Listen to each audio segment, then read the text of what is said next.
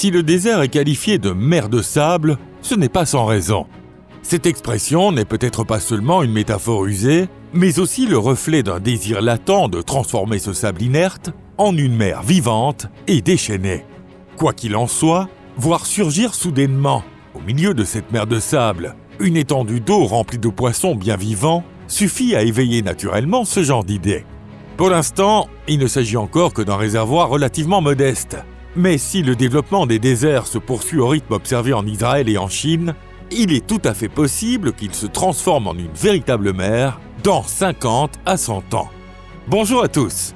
De nombreuses personnes vivent dans le monde, mais les terres réellement habitables et capables de produire de la nourriture restent extrêmement limitées.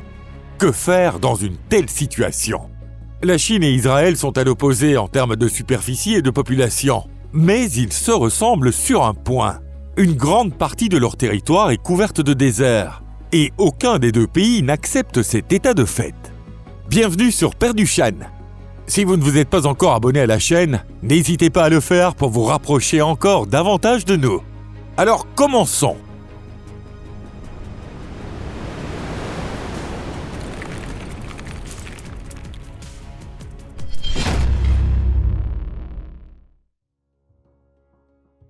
Projet des poissons dans le désert chinois.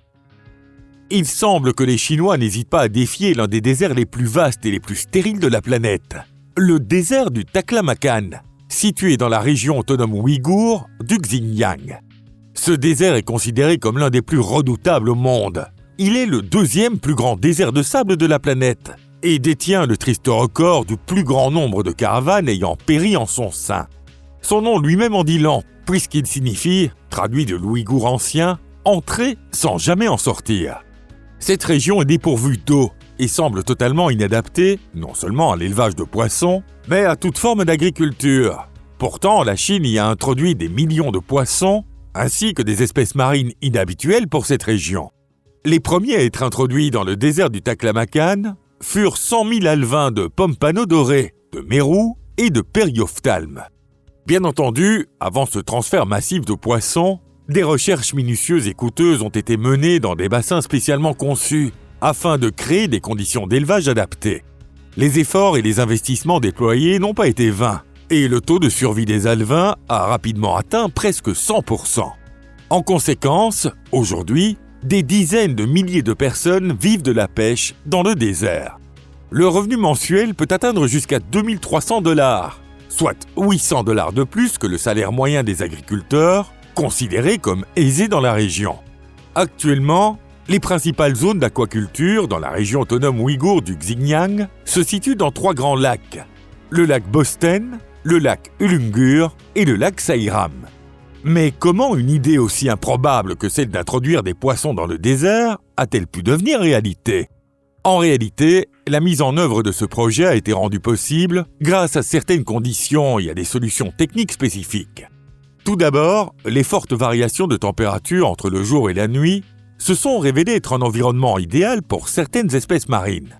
Ensuite, un système environnemental intelligent a été développé afin de maintenir la température nécessaire entre 20 et 30 degrés Celsius. Enfin, le problème le plus crucial, celui de l'eau, a été résolu. En effet, dans le nord-ouest du désert du Taklamakan, il existe de vastes zones humides constituées de solonchak, dont l'eau est alcaline et chargée en sel. Naturellement, une telle eau n'est pas adaptée à la survie de la plupart des espèces marines, et encore moins à leur reproduction. Cependant, des chercheurs chinois ont découvert un moyen d'exploiter cette eau pour l'aquaculture. Ils ont sélectionné et combiné certaines bactéries, puis les ont ajoutées à l'eau issue de ces solonchak afin d'en modifier la composition et de la rapprocher de celle de l'eau de mer ordinaire. Ainsi, à partir de 2017, un projet pilote financé par le gouvernement chinois a été lancé, dont l'expansion à plus grande échelle a permis non seulement de résoudre le problème du chômage, mais aussi de créer une nouvelle industrie axée sur la production de poissons et de produits aquatiques. Le marché actuel des produits de la mer n'a plus rien de comparable avec celui d'il y a seulement 20 ans. À cette époque, de nombreux habitants du nord-ouest de la Chine ne connaissaient même pas le goût du poisson. Mais aujourd'hui, les marchés locaux regorgent de produits de la mer, au point que des exportations sont réalisées vers des pays traditionnellement maritimes, comme le Japon et la Finlande. À l'heure actuelle, la superficie des zones aquatiques s'étendant sur le désert et les sols Solonchak dépasse 75 000 hectares et elle continue de croître rapidement. Rien qu'en 2023, la production aquatique y atteint 184 000 tonnes, avec un chiffre d'affaires s'élevant à 530 millions de dollars. Et ce n'est encore qu'un début. D'ici 2025, les ventes de poissons et de produits de la mer devraient atteindre 3 milliards de dollars. Aujourd'hui, dans le secteur de la pêche de la région du Xinjiang, 6 grandes entreprises rencontrent un succès notable. En 2024, ces entreprises ont mis en élevage 414 000 poissons, 305 000 crabes verts et 4,8 millions de crevettes. Toutefois, parvenir à un tel développement n'a pas été chose facile. À titre d'exemple, examinons le parcours d'une entreprise qui a lancé l'élevage de poissons dans le lac Sairam et qui a dû surmonter de nombreuses difficultés pour atteindre le succès. L'activité de cette entreprise a débuté en 1998, année où elle a introduit dans le lac des ombles chevaliers, une espèce de poisson d'eau froide. Au départ, la situation était extrêmement critique et le taux de survie des alevins atteignait à peine 3%. Pour résoudre ce problème, les chercheurs chinois ont dû littéralement passer des heures au microscope, consacrant de longues périodes à l'étude persévérante des poissons et de leur environnement. Finalement, une technologie spécifique a été développée et son adoption a permis de porter le taux de survie des poissons à 36% en l'espace de 10 ans. Aujourd'hui, cette entreprise est devenue le plus grand exportateur de poissons d'eau froide, fournissant chaque année environ 400 tonnes de poissons de haute qualité aux marchés nationaux et internationaux. Il est important de noter que les entreprises chinoises identifient clairement leur niche spécifique dans le secteur et se spécialisent dans certains types précis de produits aquatiques. Par exemple, une exploitation a atteint en 2023 un rendement record de petites crevettes et prévoit d'obtenir des résultats similaires en 2024 avec l'élevage de mérous tropicaux. Une autre entreprise, après de nombreux essais et erreurs, a choisi de se consacrer à l'élevage de tilapias. Selon la légende, Jésus-Christ aurait nourri des milliers de personnes avec ce poisson. Le projet d'élevage de tilapias s'est révélé extrêmement rentable, au point que l'entreprise a construit des bassins d'une superficie de 67 hectares et élevé 650 000 tilapias. Ainsi, il est évident que des projets de développement dans cette région du nord-ouest de la Chine, autrefois désertique, progressent avec succès. Les Chinois ont une fois de plus démontré qu'avec de la persévérance et des technologies modernes, il est possible de transformer même une mer de sable en une zone aquatique prospère. Les élevages piscicoles dans le désert israélien. Lorsqu'un Européen visita le Japon pour la première fois, il fut tellement impressionné par ces trains qu'il déclara ceci: « On ne peut être qu'émerveillé par les trains à grande vitesse ultramodernes du Japon. Ils sont incroyablement rapides et confortables. » En entendant cela, une Japonaise âgée lui répondit avec beaucoup de justesse: « Dans 50 ans, cela deviendra tout à fait normal. » Les habitants des kibboutz du désert du Negev en Israël auraient probablement la même réaction s'ils entendaient que les Chinois élèvent des poissons et des crevettes dans le désert du Taklamakan. En réalité, en Israël, l'idée d'élever des poissons dans le désert ne surprend plus personne aujourd'hui. Bien sûr, le désert du Negev est bien plus petit que le désert de Gobi ou celui du Taklamakan, mais il couvre tout de même environ 13 000 km², soit plus de la moitié du territoire israélien. De plus, les conditions du désert de Negev ne sont pas seulement totalement inadaptées à l'agriculture, elles rendent même la survie extrêmement difficile.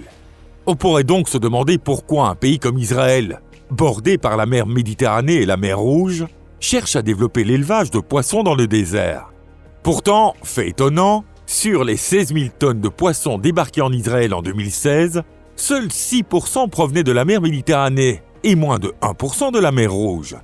Bien sûr, en incluant les poissons pêchés dans des eaux intérieures comme le lac de Galilée, on gagne encore environ 2%. Malgré cela, le total ne dépasse pas 9 à 10%. La majeure partie du poisson est en réalité produite dans le désert. Plus surprenant encore, cette situation inhabituelle remonte aux années 1930. Le premier projet pilote consistait à construire des bassins dans des sols sableux près de la côte méditerranéenne, puis à y introduire des carpes importées de Yougoslavie. À cette occasion, les Israéliens ont clairement compris qu'avec du sable seul, il était impossible de retenir l'eau. C'est pourquoi il a fallu imperméabiliser le fond de chaque bassin à l'aide d'argile et d'autres matériaux étanches. Ce premier bassin a donné naissance à un réseau de petits réservoirs dans le désert du Negev, chacun d'une superficie d'environ 100 mètres carrés et d'une profondeur de 1,5 à 3 mètres.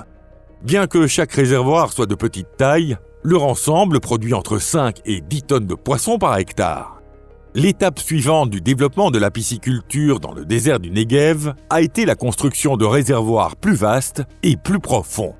Cela a permis d'augmenter les rendements à 10 à 20 tonnes de poissons par hectare dans ces bassins.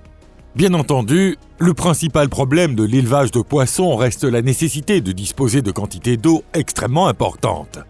En Israël, l'eau est extraite des nappes phréatiques depuis l'Antiquité. Cependant, les Israéliens d'aujourd'hui savent qu'il ne faut pas prélever plus d'eau souterraine que ce que les nappes peuvent naturellement reconstituer. Sinon, il existe un risque réel de voir les ressources en eau s'épuiser à l'avenir. Les chercheurs ont calculé que, pour ne pas perturber l'équilibre naturel, la quantité d'eau pouvant être extraite des aquifères ne devait pas dépasser 360 millions de mètres cubes par an, et non 600 millions. Par conséquent, il a été décidé de compenser le manque d'eau par le dessalement de l'eau de mer. Aujourd'hui, l'eau dessalée fournit la majeure partie de l'eau potable du pays. Malgré cela, l'eau restait insuffisante. La solution a été trouvée dans la réutilisation des eaux usées. Pour purifier l'eau, des dizaines de grandes installations de traitement équipées des technologies les plus avancées ont été construites. Grâce à cette purification, environ 660 millions de mètres cubes ont été ajoutés à l'approvisionnement total en eau. Ce volume dépasse même la quantité maximale d'eau autrefois extraite des nappes souterraines. À première vue, on pourrait penser qu'il n'y a plus rien à améliorer. Avec l'eau dessalée, l'eau souterraine et l'eau recyclée, tous les besoins actuels semblent entièrement satisfaits. Pourtant, les Israéliens ont pris une décision particulièrement rationnelle. Ils ont estimé que plus il y avait d'eau disponible, plus les possibilités de développement de l'agriculture et de l'aquaculture s'élargissaient. Ils ont alors commencé à pomper de l'eau en plein cœur du désert. En réalité, à une profondeur de 15 à 30 mètres sous le désert du Negev, se trouve une nappe d'eau abondante qui maintient en permanence une température d'environ 40 degrés Celsius. Cette température est idéale pour l'élevage de diverses espèces de poissons, tels que la perche, la dorade, le guppy ou encore le poisson clown. Bien entendu, pour maintenir des conditions optimales dans ces bassins fermés, des programmes informatiques spécialisés fonctionnent en permanence afin de surveiller la qualité de l'eau et de vérifier que les poissons reçoivent suffisamment de nourriture et d'oxygène. En fonction des signaux émis par les équipements, l'eau contaminée est évacuée et remplacée par de l'eau propre. De plus, l'eau usée est dirigée vers un bassin voisin où elle est purifiée grâce à des bactéries spécifiques. Ainsi, les Israéliens ont réussi à accomplir ce qui ressemble à un récit biblique. Créer une mer en plein désert à plus de 300 km des côtes. Si cette vidéo vous a intéressé, n'hésitez pas à laisser un j'aime et à la partager sur les réseaux sociaux. Merci de votre attention. À la prochaine. Au revoir.